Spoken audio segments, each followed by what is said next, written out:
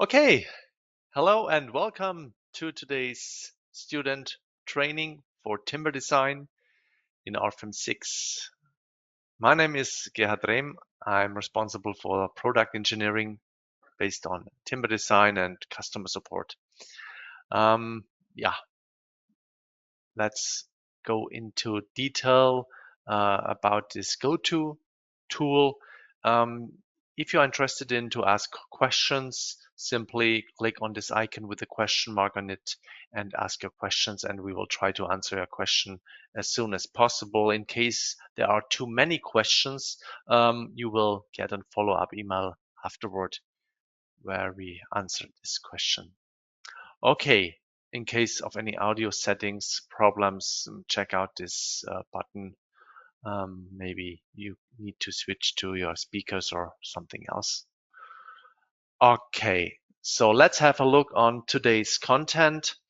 In the beginning, we have a really short overview of our add-ons in Rfem 6 related to timber design, and then we will go to the Rfem 6 and make some small examples. So we will not focus on huge structures today.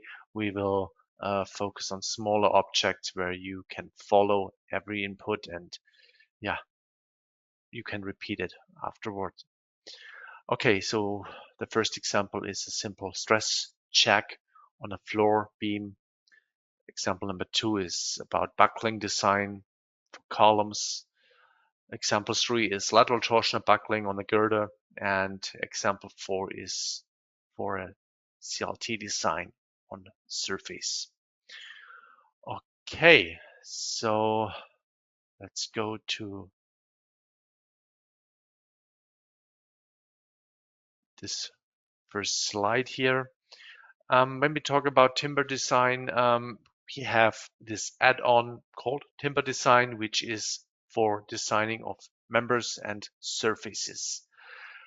When we talk about CLT, you additionally need this add-on multi-layer surfaces, which creates the stiffness of the CLT. So in case you want to design CLT surfaces, walls, slabs, and so on, you need those add-ons. Then there are a few older add-ons which are based on Rfem 5. Here our standalone program RX Timber, which is still valid since the Eurocode is still valid, so you can use it until the new Eurocode is introduced in maybe 2027.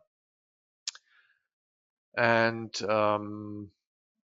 yeah, this dowel type connection with steel plates to timber beams, which is available in Rfem 5 only.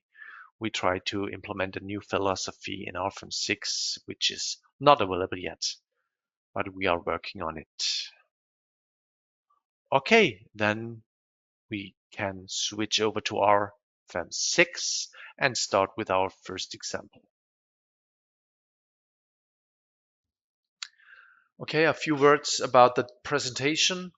I do not recommend modeling directly, but just watching and then repeating what was shown with the recording, which you will receive afterwards in an email.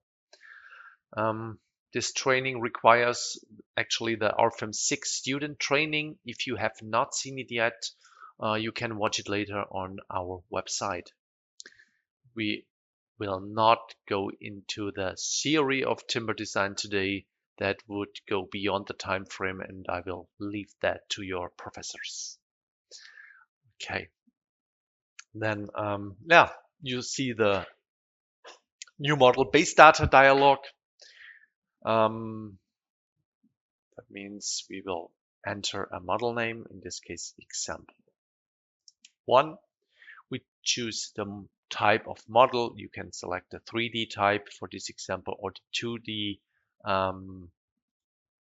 XC plane stress type, which would also work. So I'm used to keep it as 3D, so that's why I select 3D. Okay.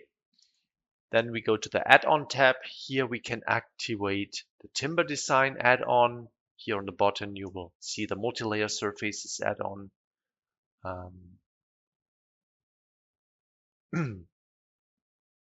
Which was presented here. Okay, we do not need any load wizard, so I did deactivate this option here.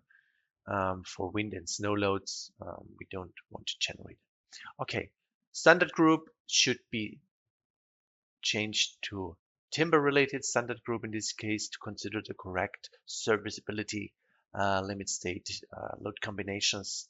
And as you know, we talk about load duration classes, so that's why we need to select always the additional timber standard group for European standards or US standard, Canadian standard, Italian standard, Australian standard, exactly. Okay, so in this presentation, I will use the global Eurocode. That's why I do not select any national annex here. Okay, so maybe we can deactivate the member representatives because we model only a few members. That's why we do not need it. Okay, then let's start.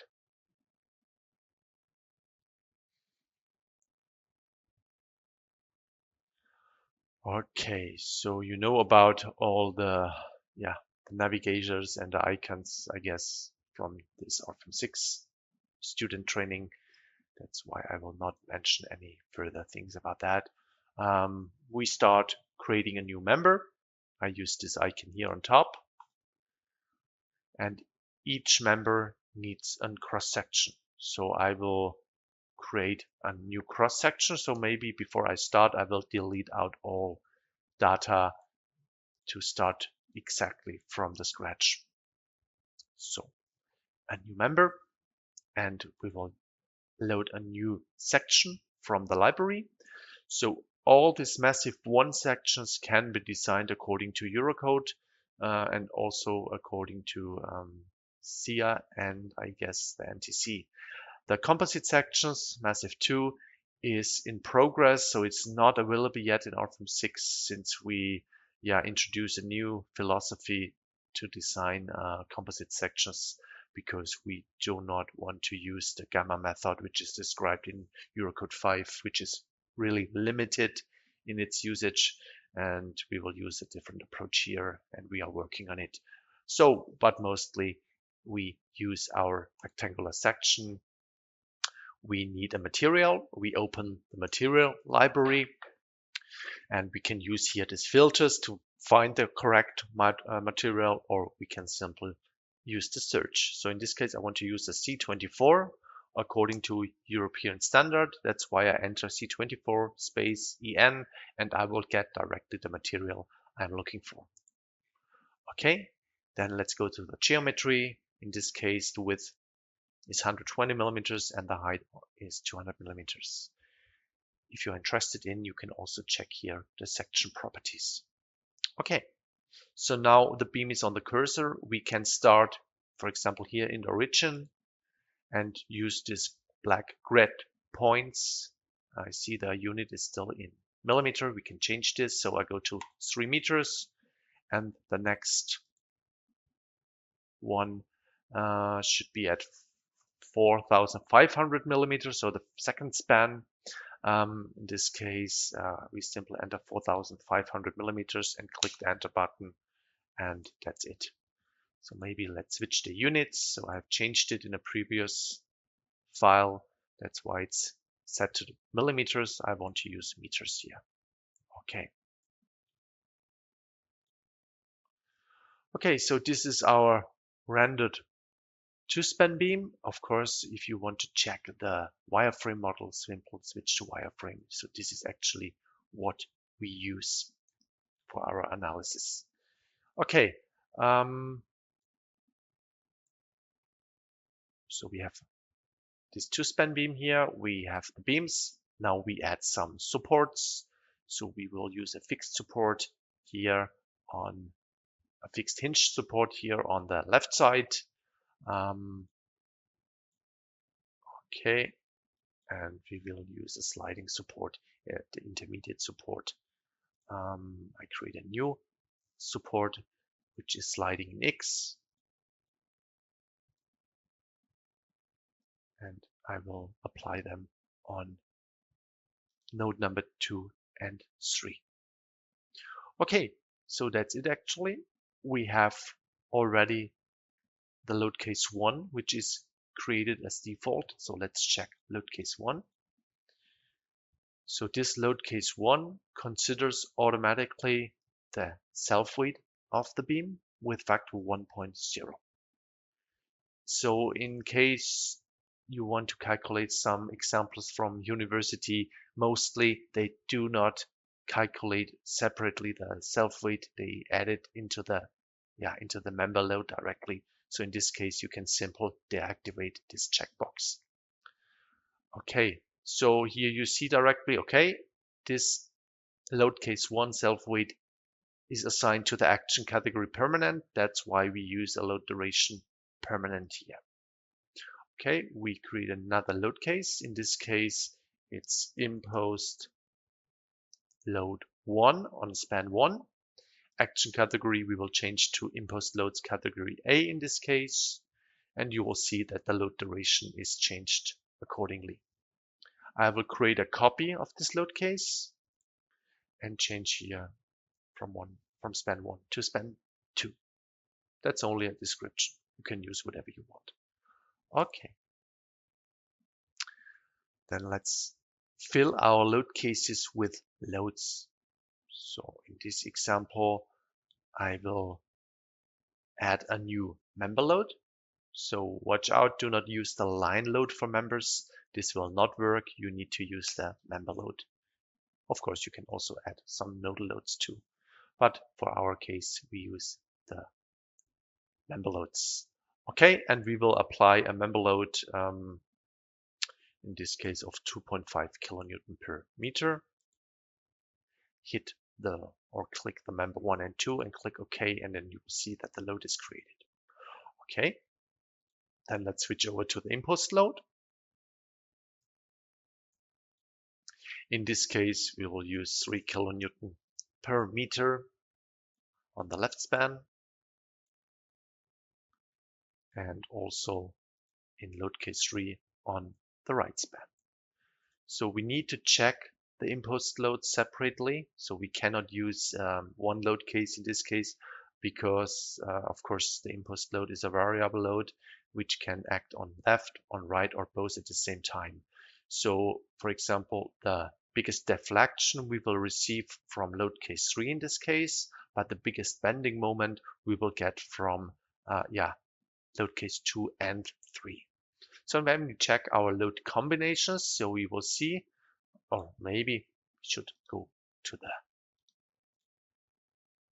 load cases and combination dialog and then go through this dialog first. Okay, so we have created our load cases. Then we will see what happens to our actions, especially important here for the imposed loads. When we check it, okay, both load cases can act simultaneously. In case we switch over to alternatively, then both load cases will not be combined. But of course, we want to consider all of them at the same time, means simultaneously. Okay, then let's switch over to design situations. Here we can define, okay, which design situation we want to check.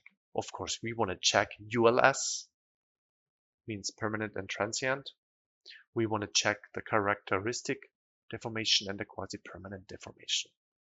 So it depends on the national annex.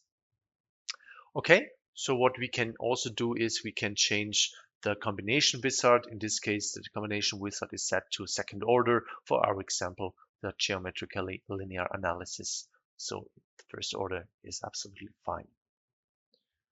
Okay, then let's check our action combinations. Here we can double check which combinations will be created, and the result are the load combinations. So load combination 1 is only 1.35 times load case 1. Load case 2 is dead load and imposed load on the first span. Load combination 3 is dead load plus the self-weight dead load plus 1.5 load case 2 plus load case 3, and this one is load case 1 plus load case 3, and so on and so on.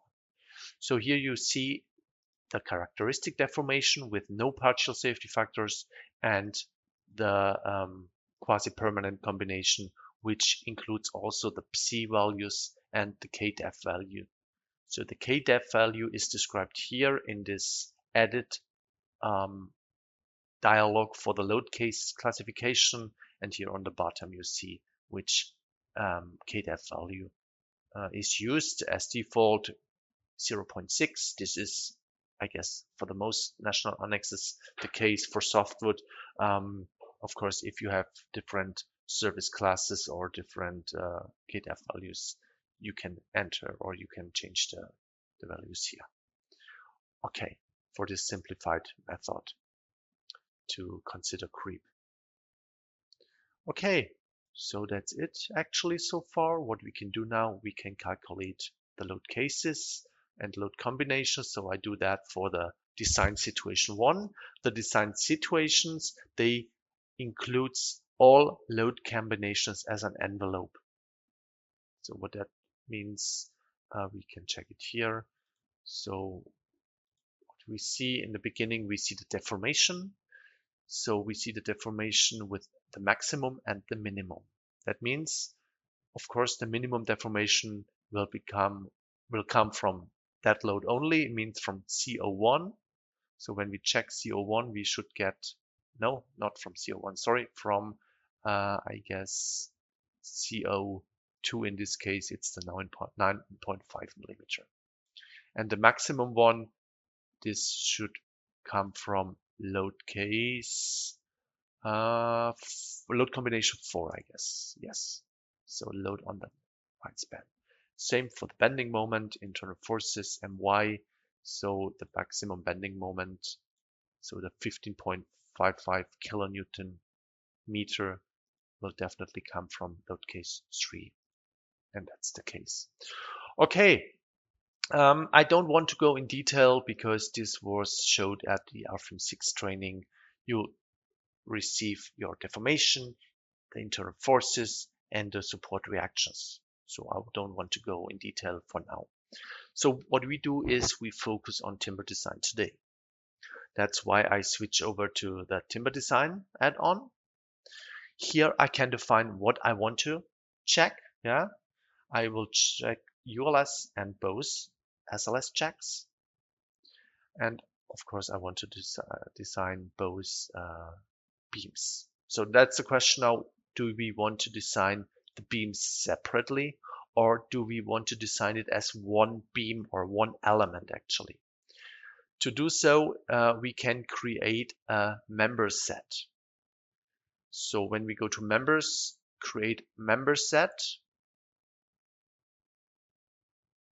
you see we can combine the different members to a member set. And that means we do not design 2 members, but we can design 1 member set. Okay, I click OK.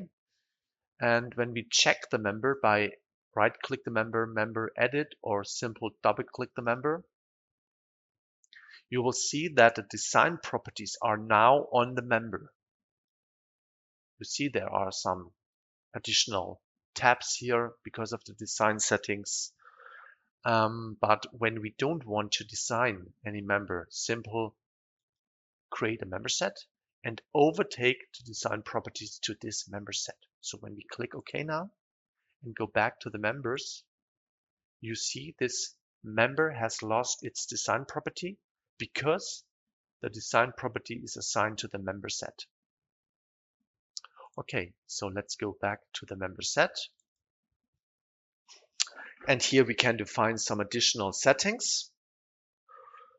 For example, we can define which service class should be used. We can define some local section reductions. We can define effective lengths in this example for backlaying, but since floor beams are mostly never forced to fail for stability, we do not check stability for this example. We will check stability in example 2 and 3. Okay, so Let's go to the design configurations. Each element, member or member set has assigned an ULS, an SLS, and a fire config. We focus on ULS and SLS design checks for today. Let's check the default setting for the ULS config. When we check it, okay, there is, for example, this option, perform stability design, yes or no. In this example, I do not want to get informed that I miss some input for stability. That's why I deactivate this setting, since I do not want to check it. Okay, there are some further settings for members and for surfaces, and also some standard parameters, which I don't want to mention today in detail. Okay, when we check the ULS config, we will see our limits from the standard. It's also dependent on the national annex, of course, but it depends on you actually, so you can define your limits manually. Okay, then let's go to the last tab. The last tab is about design supports and deflection.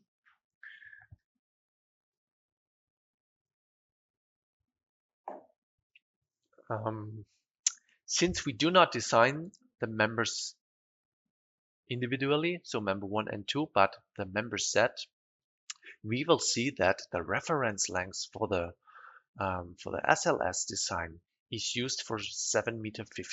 Okay, so that means when we check now, when we would leave the setting as it is now, the program would check L over 300, for example, by 7.50 meters over 300. This is of course not correct. So what we need the segment, the first segment, and the second segment.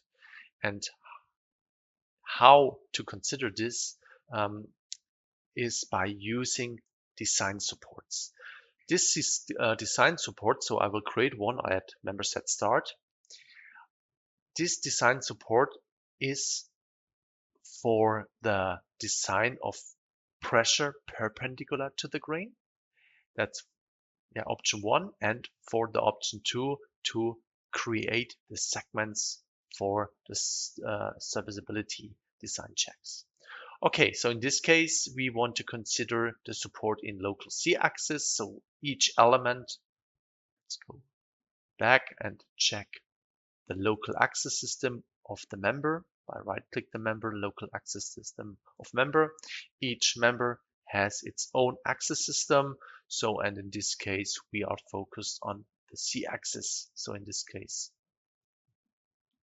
let's go back to this dialog, create a new design support. Okay, support length should be 60 millimeters here. It should act, or the width should be overtaken from the member. Support width in plus Z direction. Of course, we can switch to minus Z direction too, but in this case, the Z-axis goes downwards. We want to apply the support at the bottom side. Okay, it's not an inner support. It's a support at the edge.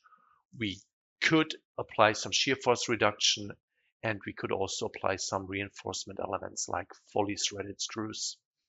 Okay, so for the compression design perpendicular to the grain, we need to introduce this KC90 factor. For softwood and discrete support, we use this factor 1.5. So this is a user input. We want to consider it for fire design. We don't do any fire design today, but we can leave it on. And yes, we want to consider it for the deflection check. Okay, so I assign this design support to the member start. You will see this icon here on the bottom, or the symbol, and also at member end. You will see the tables are still based on one segment, but now we see it automatically detects this intermediate node. And what we will do is we create a new design support here. Length should be 140 millimeters. And in this case, it's an inner support. This information is important because it needs to know if there is the additional 30 millimeters available for the support pressure design check on both sides or only on one side. Okay, and now you see the table has been changed. Now it detects two spans. One span is for 3 meter, the other span 4 meter 50. Okay, so we can switch to local z-axis only because we have no deformation in y direction, but we can also leave it for c and y. It does not matter. Okay, so that's it for this tab. Then let's go back to the design here on the bottom. For timber design, input data. As you see, member 1 and 2 gets invalid because we do not have any design properties on it anymore. That's why we deactivated, and we want to check only member set 1. Okay, so that's it for the input, and we can simply start the analysis.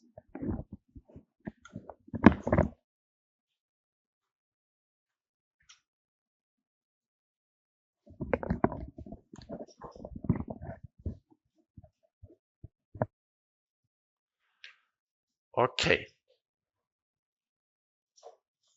So what we see here is the overview. The overview shows us what is not fulfilled. So we see section proof is not fulfilled, and also serviceability is not fulfilled. You see it here in the graphic with this red color. Area with green colors are fulfilled, and areas with highlighted with the red color, these areas are not fulfilled. So we can switch over to design ratios on members. And here we can see in detail what design checks are not fulfilled. So we have a few 0 values here. We can use this filter, show us everything which is higher than 0. Okay, so shear is fulfilled. Sorry, not shear. The design of the support means the compression perpendicular to the grain is fulfilled. The shear is fulfilled, so we have no shear issue here, but bending is not fulfilled.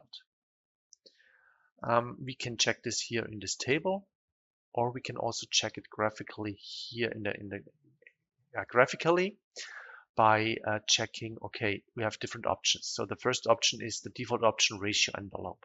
So it shows us the ratio envelope of all design values. But we can also switch to selected design checks.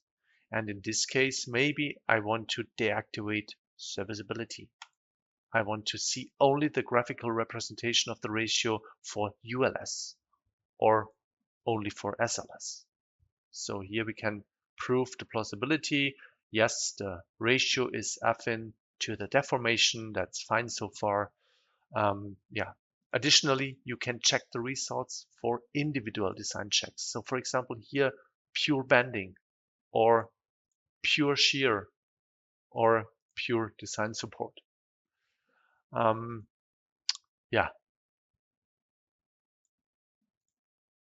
This helps you to better evaluate the results. But let's go back to the table results and to the details. So in case you are interested in how the design check is done, you can simply double click this design check and you will see, okay, what is done here. It's nothing special since we do not check any stability. We will check the stability later, and then we will see that all equations are listed here. So we do not have a kind of black box like other software. You see each intermediate value, and you will be able to follow your hand calculations with that. Okay, so in this case, nothing special. We have our K mod dependent on the load.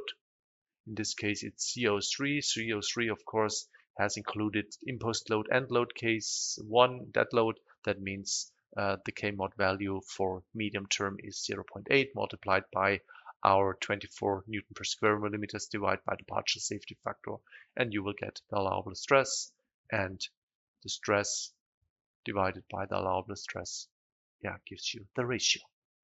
Okay, that's actually all. But of course, what we can do now is we want to optimize this situation. There are two options to optimize it. You can simply add and change your cross section or your material manually here, or you can also optimize it here. For example, in the section tab dialog, here you have the option, please optimize it from the current row. For example, in this case, we want to optimize maybe the width. So we have 120 by 200, or maybe let's introduce we can optimize according to parameter b and h, but let's start with the h. So, and we go in 20 millimeter steps, and then the program tries to fulfill the design checks for ULS design only.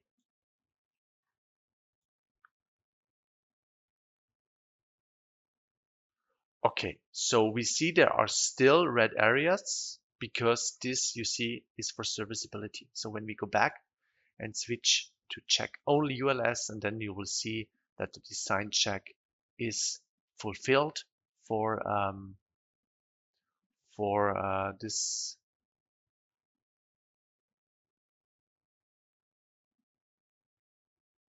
Oh, sorry, no, I did a small mistake. Yeah, I realized. Sorry. Yeah, the optimization, of course, the ULS thing was fulfilled before, I guess. That's why we don't see any change here. The problem is only that we cannot optimize according to SLS because the problem is 120 by 300. No, sorry, it's all is good. Let's check the design ratio. Yeah, it's good. It's good. Sorry. So when we check the design check again, it was optimized 120 by 300 in this case. Okay, so I'm wondering why we cannot use 120 by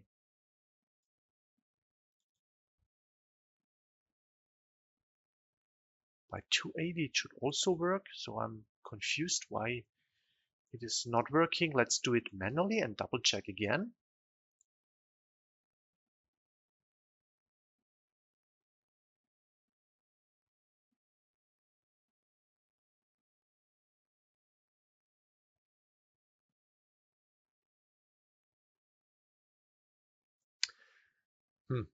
Strange.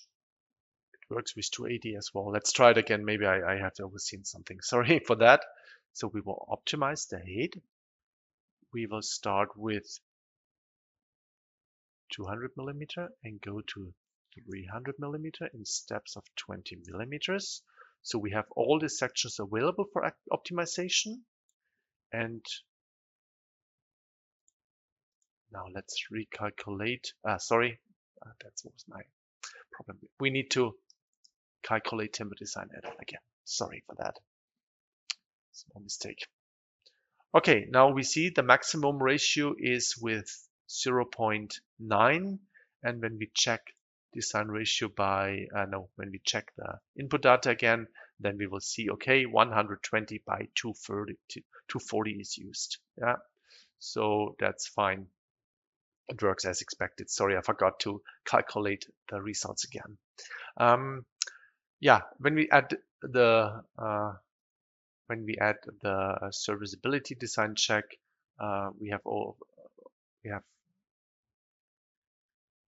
sorry, this one was 200 millimeters default. Sorry again.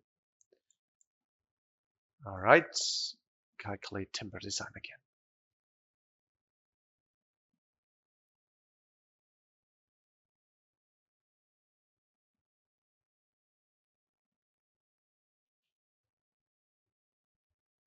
Okay, so now we get the same result as before. We will see, okay, bending design check is not fulfilled. We can go back to input data and say, okay, optimize from current row, optimize the height. We start by 200 and the maximum should be 300 in 20 millimeter steps. So that's it. Click OK, and then we can calculate the result again. Now we see that the design ratio is now fulfilled for ULS, but not for SLS. So what we need to do is we need to override this section. So simple right click, use all optimized sections in model. Then we will see the section will be overwritten, and when we check it again, then we will see the real deformation with the real cross section. So this process has to be done manually. Okay, so let's check max of all design checks. Perfect. Now we have optimized it to 95% ratio, which is fine.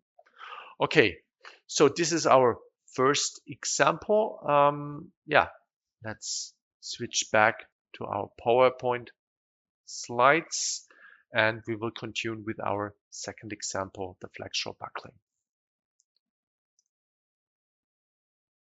Okay, I will create a new file here. So in this case, model name is example 2. And add-ons, we will activate again the timber design add-on. We leave the standard, and we can deactivate the member representatives. Okay, I will not go in detail like in the first example. So I will skip a few things, and I will not mention all settings what I will do. Or I will not describe in detail every setting what I will do. Okay, so let's switch again, standard group timber. And now we talk about buckling design. So that means when we consider or when we use a column, of course, this column normally becomes high normal force. And it can happen that it will happen that not the stress on the member is design giving or controlling, but this column can buckle out of the plane. Depends on the weak or strong axis, of course. So for this example, we will use a column with a length of 8 meters. So section 120 by 240, this is fine so far. So the length is 4 meters and 4 meters. We will have the weak axis, which is about C axis, and the strong axis, which is about Y axis. And about Y axis, about the strong axis, we will have no restraint considered, and about C axis, we will have considered a restraint here in Y direction. Okay, so we need some supports on the bottom. Oops, sorry. On the bottom. And a support on top, on column head. So we should consider the support like this, so that the normal force or the force can go into the beam. Okay, here we go. So we will define some nodal load. I use the nodal load here, 35 kilonewton dead load. Okay, and let's create a new load case for snow load. Snow, and we will switch over to this category, smaller than 1000 meters, for example. It detects short-term as load duration, and when we check our load combinations, okay, let's go back to design situations. We do not want to check serviceability in this case, since we have only gravity loads. We consider only ULS. That means, dead load and dead load plus snow, according to, in this case, first order analysis is okay, since we do only an equivalent member design. So the Eurocode 5, for example, describes two methods, so the equivalent member design and an approach with second order analysis and imperfections, but we will not do this approach today. We focus on the equivalent member design. Okay, that's actually it. We will fill load case 2 snow load, and we will apply 20 kilonewton of snow load here on top. I guess I don't have to say anything about the results. It's clear. When we check our design situation, we will get the envelope of load combination 1 and load combination 2. So we are interested, of course, in the normal force. You see the top and bottom value differs a bit because of the self-weight of the beam. Yeah, so when we go to timber design now and click the calculate button, you will get informed, okay, no effective lengths are assigned. The stability design could not be performed. This is just a warning message actually. If you are fine with that, because you know this beam will not fail for buckling, then you can ignore it. But of course, in our case, it's clear this slender beam will definitely buckle out of plane, but we need to consider this fact. So when we check the results, we get only one design check, which is a pure section proof, means force by the area divided by our strength. That's all. Yeah, nothing special. Okay, so but what we want to do is we want to do stability design check according to equivalent member method. And in this case, again, we will create a member set. Oh, sorry, 2 members, create member set. We want to overtake the design properties again. And here we define design types. In this case, we need effective lengths.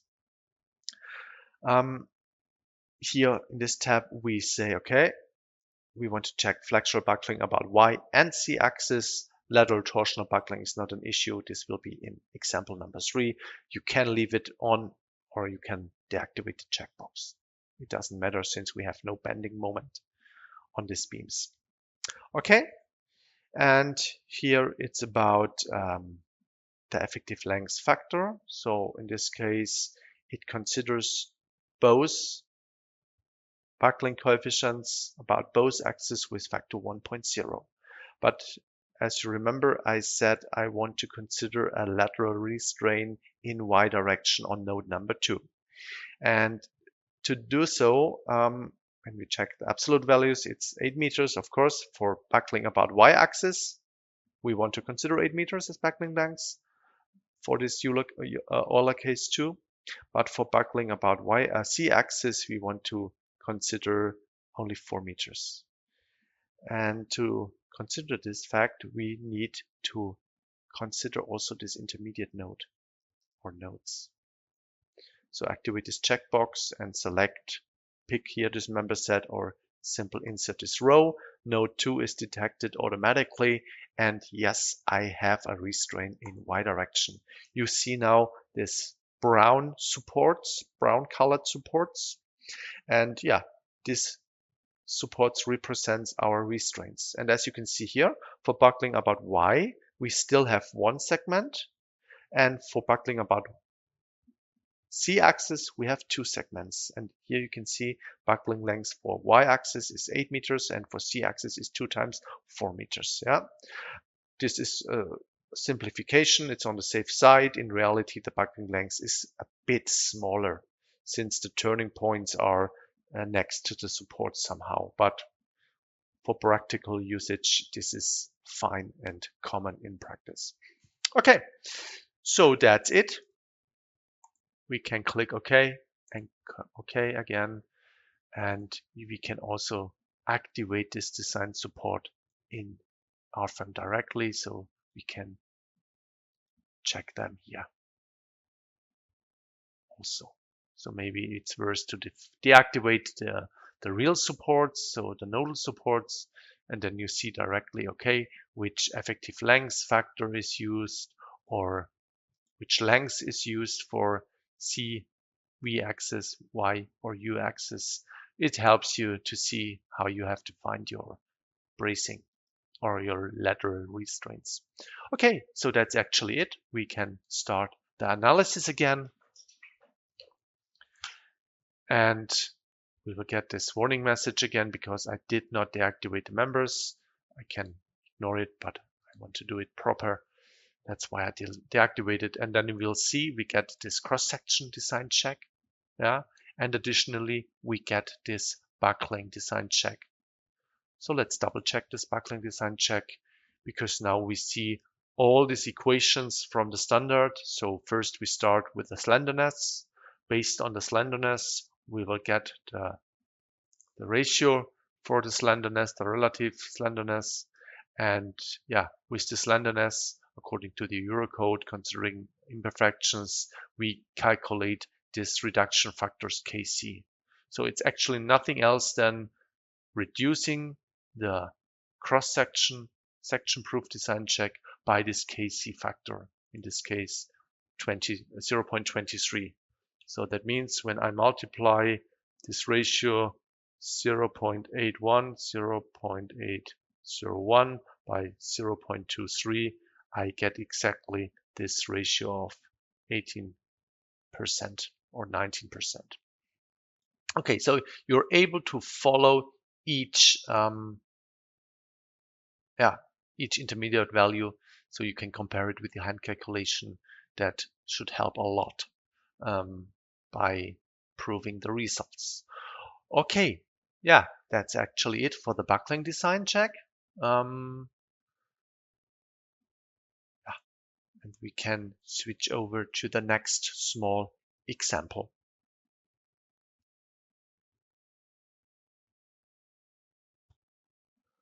Okay, let's talk about lateral torsional buckling.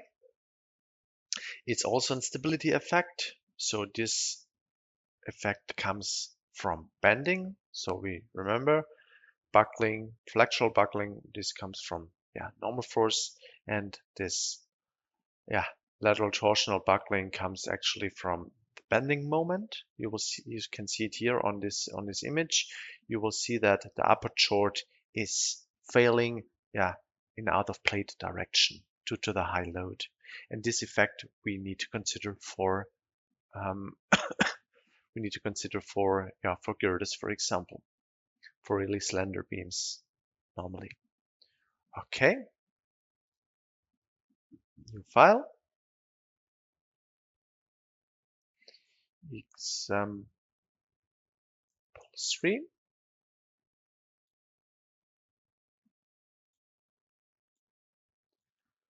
Timber standard. We do not need any representatives. Okay.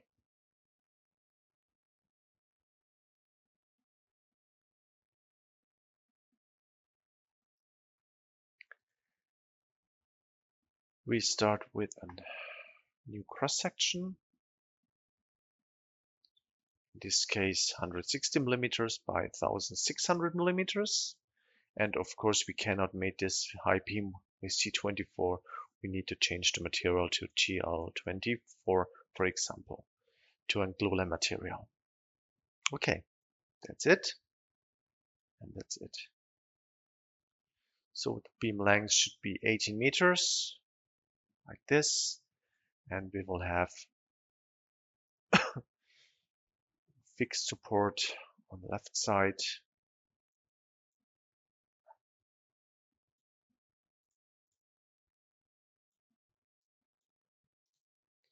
And then sliding support on the right side. Of course, we could also use the fixed one here because we do not have any axial loads.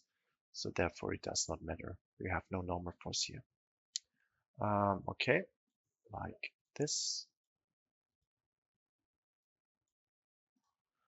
Okay, with the slider here, we can increase the size of the supports. Yeah, and we will check everything with that load. So we will not add any further load cases, since when you do timber design, it's the ratio is always dependent on the load duration class. And in case of high self-weight and, for example, low snow, then snow is not controlling, but pure self-weight. So we will not add further loads. So I will add a load here. For example, I have no idea. Let's start with 8 kilonewton per meter on this girder, and let's see what's happening. Of course, the same when we run the analysis now, we will realize we will get this warning message. Hey, you have not defined any effective lengths. No stability is checked. And of course, we want to check stability, because when we check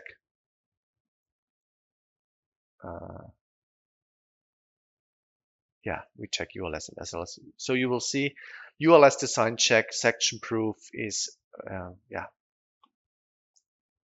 is 63%.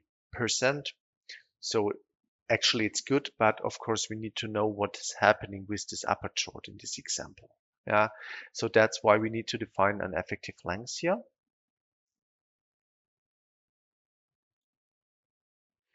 We do not check flexural buckling. That's why I deactivated. Since we have no normal force, you can also leave it activated.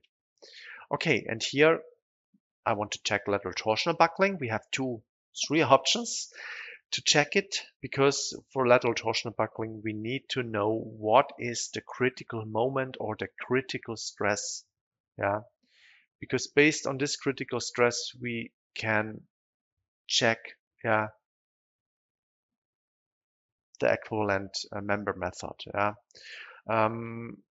When we go to, or let's start with the analytical equation to determine the critical bending moment or the critical stress.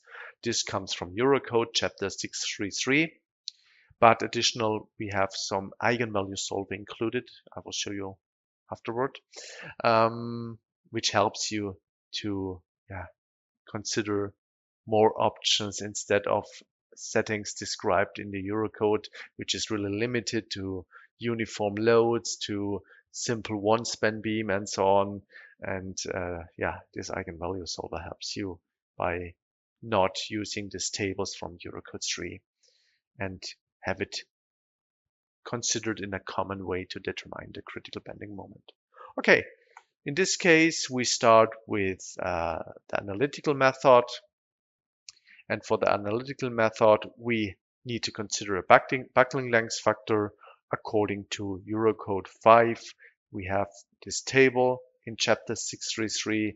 We have uniformly distributed load. That's why I select factor 0.9.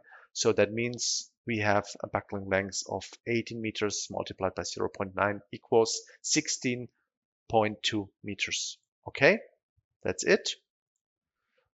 Let's go maybe to the ULS settings and to member stability. Here we can double check, okay, where we have applied the load. So in this case, the load is applied on top flange, on top side.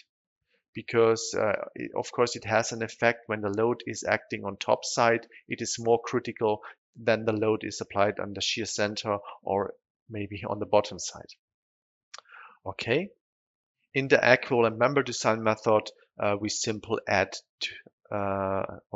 modify the buckling length with 2 times the h, which is described in this table in chapter 633 in the Eurocode. Okay. All right, we can start the calculation. And of course, you will see, maybe I will deactivate ULS. I'm not interested in ULS. That's why I delete this. Checks out and focus on ULS only. And you see, okay, design check is not fulfilled anymore. Let's double check the design check. So we see, okay, this is our allowable strength, and we see this equation which comes from the Eurocode to determine the critical stress. Yeah, so we have some factors here, some stiffness, the 5% quantile values for A modulus and shear modulus, torsional constant or torsional constant, and the buckling length. So we have 18 meters beam length multiplied by the 0.9 was 16.2 plus, since the load is applied on the top side, plus 2 times 1.6 meters equals 19.4 meters. Yeah, we calculate again slenderness, and due to the approach of the Eurocode, we will get this reduction factor. So we modify or we multiply our stress design check, in this case the 63, we multiply in this case 0.63. In this case, we need to divide it. 0.63 divided by 0.24 equals 2.62, 2.65. Yeah, and this is exactly what we get. So that means without any restraint, we will not get a fulfilled design check. And in this example, of course, you mostly never have any 18-meter long beam with any restraint. Normally, there's some bracing here at the other sides and some beams added to this beam which supports it. Yeah, and this effect we want to consider. Maybe we will do the same first with the eigenvalue solver. I can maybe directly create a copy including the load. And for this beam, I will switch over to the eigenvalue solver. I create a new effective length where I check LTB by using the eigenvalue solver. Okay. So now we have two beams. One beam is checked with the analytical approach. The second one is considered by the eigenvalue approach. Okay, let's check the results. They should be quite similar, should not so differ so much. So in this case, we have 2.46 compared to 2.65.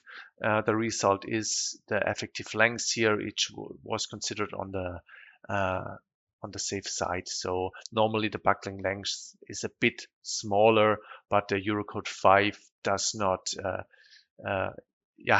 uses simplifications. It's not exactly factor 0.9, but in reality it should be factor 0.885, for example. And also by adding 2 times the beam height is not perfectly correct. That's why we have different approach. If you would use the German approach from the German annex, you would get a smaller buckling length, and then this one should be nearly, or should be the same. Yeah.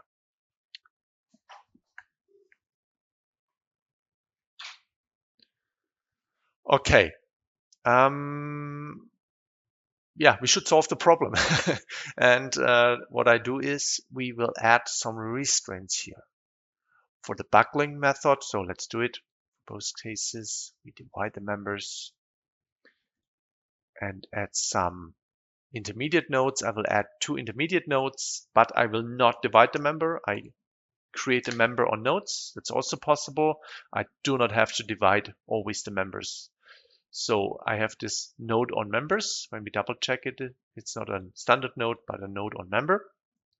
And what I will do is I will modify the buckling length.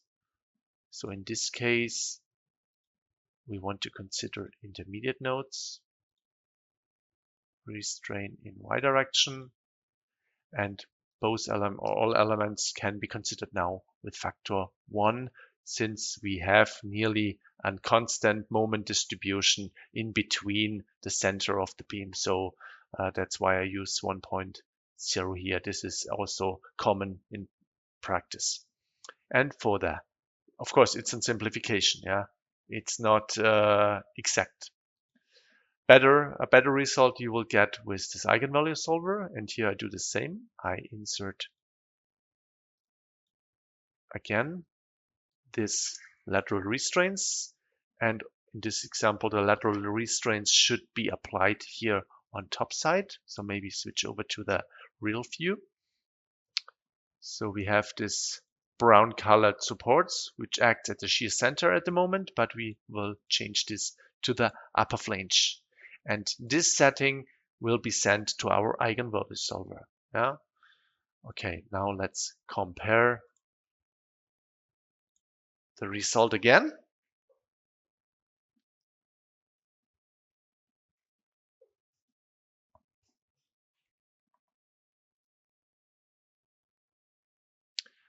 Okay, and you will see that, the eigenvalue solver shows us a result which is fine, but not the not the equivalent member design method by using this analytical equation. Yeah, this approach is too much on the safe side. We should use lower, smaller buckling lengths in this case. So let's double check it. So we have 9 meter 20 in this case. It's nothing else by dividing 18 by factor 18 divided by, we have 3 spans in this case, 6 plus 2 times 1.6 meters equals 9.2 meters. So maybe this approach is not correct. The buckling length in reality is smaller. But we do not focus on this method. We focus on this eigenvalue solver method because it gives us better results. Yeah. So let's check it. When we double click the design check, we do not see this equation to determine the critical stress analytically. We do it with this eigenvalue solver. And from the eigenvalue solver, we receive this alpha critical factor. Yeah. And multiplied this critical factor by the bending moment from this load combination, we will get our critical bending moment, and we can calculate our critical stress accordingly. Okay. Yeah, that's it so far. Maybe additional info. You can see here this additional results, mode shapes. So when you see it, this is the mode shape which is considered.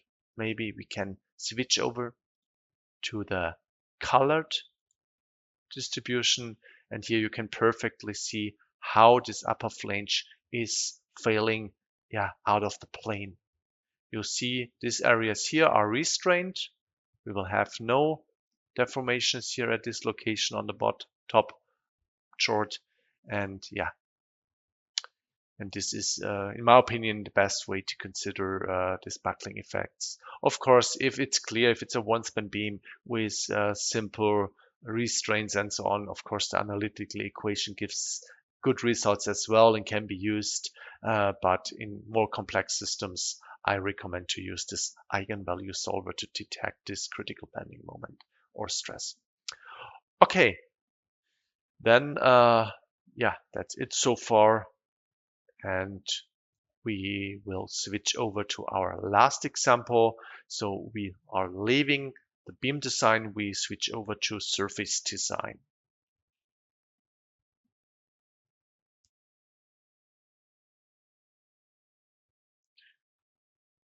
Okay, again, we need a new file.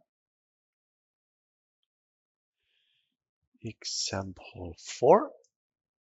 And here for add-ons, we activate this multi-layer add-on. We activate timber design. We switch over to the timber standard, and that's it. We can create this file. And now you should know that CLT design in Rfem is not based on member design, but on surface design. It brings you many advantages, such as individual shapes. You can consider openings in the CLT panel and so on. Okay, but today we will do a simple CLT slab 1 meter by 8 meters. We create a new rectangular surface, and same like for members, we need a geometry. In this case, we need a thickness. We create a new thickness, and we will switch to layers. So here we can define our composition manually from the material library, or we can simply load compositions from the producers. So we have different countries or different producers from different countries implemented. So in this case, I will use Binderholz producer 140 millimeter 5-layered CLT panel.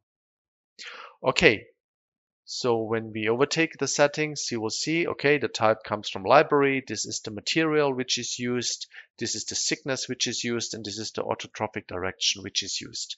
Means the first layer is orientated in 0-degree direction, the second layer in 90-degree direction, and so on and so on. let's create a surface and check out the orientation. So 1 by 8 meters, I'm using the grid points. And when we check the local axis system, so you will see, okay, as I explained, the 0 degree direction is orientated parallel to the local x-axis of the surface. We can also show the layers here at surfaces layer directions. For example, with indices, you will see layer 1, 3, 5 is orientated in this direction, layer 2 and 4 in this direction. Or, for example, as resultant. So, and this gives you the span direction of the CLT. But of course, if you would model the surface like this, you see, okay, in this case, of course, I don't want to consider the orientation like that. What you can do is you can create a new composition where you rotate 0 and 90 degree direction. So you are able to go inside here, create a copy, and then change this to 90, 0, 90, 0, and so on. But I don't want to do it. It's much smarter to rotate the specific axis of the surface by, for example, 90 degree. Okay. All right. This is how you can control the orientation of your CLT. Okay, I will add the supports to the structure. In this case, we use simple pin supports. So maybe we can reduce this to see, okay, it's not a nodal support, it's a line support. It supports the whole line here. Okay, and now we need to define loading. We need, again, load cases for the impost load for this floor. Impost load category A, create a copy, and for span 2. Okay, we will feed the load cases now by loads. So we will consider 2.5 kilonewton per square meters for the self-weight. And for the impost load, yeah, we did not divide the surface here. We have one surface. So in this case, we cannot use the surface load, but we can use here our free rectangular load. And this free rectangular load is independent on the surface geometry. So we will apply this load here on the surface 1. Magnitude should be 2.8 kilonewton per square meters. And the area should be defined here by these 2 nodes. Okay, and now we see the load is applied only here on the left side, on the left span. We copy the load by Control C, insert the load by Control V, and we will get the load, and we simply modify the load position. Yeah, and that's it. When we talk about FEA, yeah, you should know about FE mesh, about meshing. Again, something what I cannot explain in detail today. When we create the FE mesh, you will see the default setting is 0.5 meter. This is the default setting. In general, we recommend to consider at least 3 elements over the width up to 5, 6, 7, 8 elements. There is no common answer. It depends always on your geometry.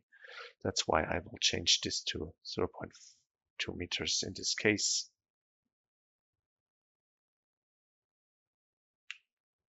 Okay, so of course, consider the fact that the finer the FE mesh, the longer the calculation takes. Yeah, for bigger structures, please think about what FE mesh size you use. You can redefine locally as well. So it's not about the global setting always, but maybe simple refine only specific surfaces. Double click the surface, mesh refinement. You can activate it here and create a mesh refinement for specific surface, for specific lines, yeah, or for specific nodes. Okay, so that's it so far. Let's run the analysis.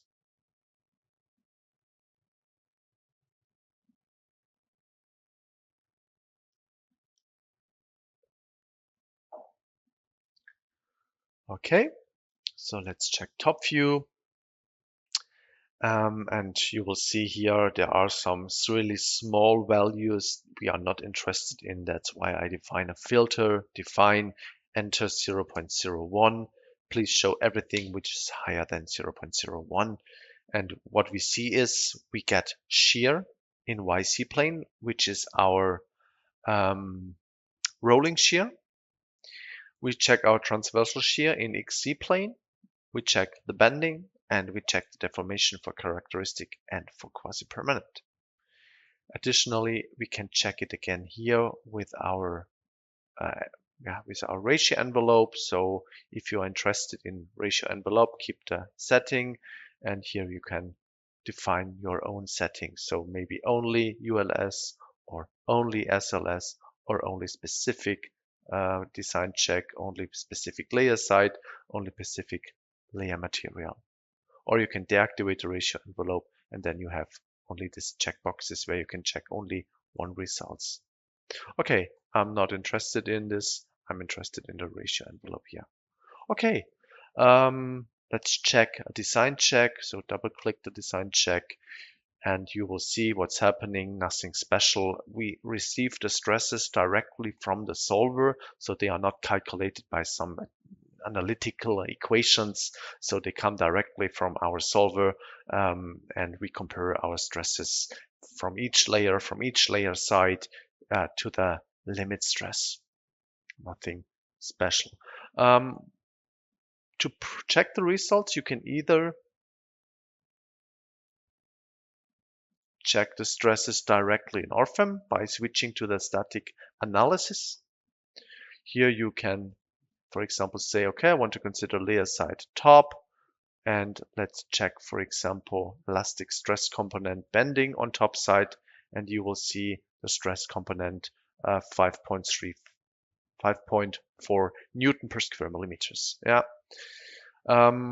There's also this other option in the add-on. You can add, or you can open this result dialog where you can simply switch to design ratio. Okay, the design ratio here is extremely small. Maybe worth to go to this location where you can see the design ratio over the layers, or maybe the stresses. Again, here you can see the stress on the transversal layers or on the longitudinal layers. Since the transversal layers has no stiffness in y direction, of course, they cannot cover any stress for bending.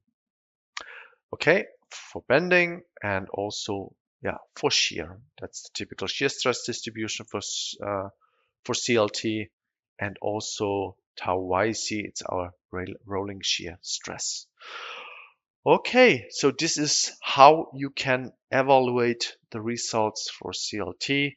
Of course, there would be much more to say, but time is running really quick already, and the hour is already over. I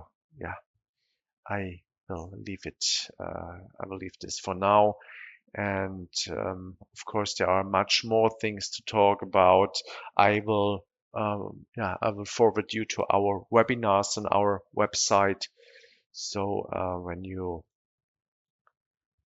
go to our website at Dlubal.com, you will find many information here at our support tab. If you have any question, feel free to check out this knowledge base or this frequently asked questions. There are many information inside, and also here at news webinars, you can filter, for example, upcoming or accomplished webinars in English, and standard should be according to, for example, Eurocode 5. Activate this checkbox, and then the filter will show you all related timber specific webinars. Okay, And at the end, I simply want to go back to our PowerPoint presentation, and I will forward you. I want to, show you this slide about our, about the career page. So in case you are interested to work for Dlubal as a student, work student, or as after your university, feel free to check if there is some space. I'm sure there is some space, so feel free to visit this page, and maybe we will see us soon. Okay, then thank you very much for your time, and I wish you a nice rest of your day, and hopefully we see us soon. Goodbye.